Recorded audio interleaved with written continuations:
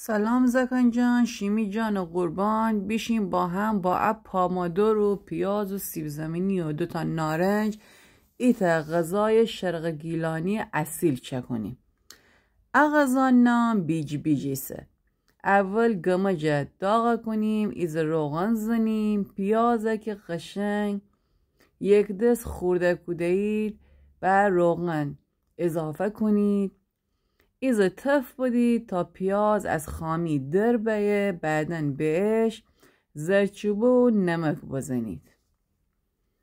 بعد که پیاز ایزو سرخه بسته، نیم کیلو گوشت چرخ کردی که با گوشت گوساله و گوسفند با هم قاطیه و پیاز اضافه کنیم و قشنگ واویج دیم.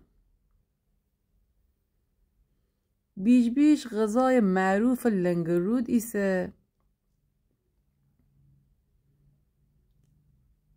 خیلی خوشمزه و عطر بویه.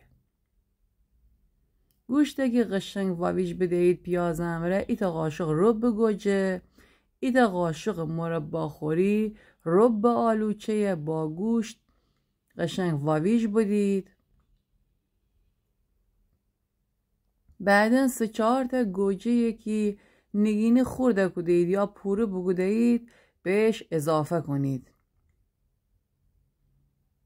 بعد که قشنگ واویج بخورده 45 دقیقه زمان بنید.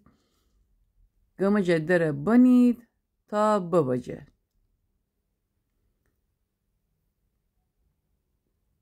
2 دانه سیب زمینیه که نگینی خورده کدید خکارجه ایز نمک و زرچوبه بزنید، سرخه کنید. خورش بیش که آماده بسته 5 دقیقه آخر بهش نارنج تازه بزنید. امیدوارم که از خورش خوشمزه شرق گیلانی چک کنید و بخورید و لذتش ببرید. جاقلا سابسکرایب شماره یاد نشه، لایک و کامنت بکنید. شیمی جان قربان.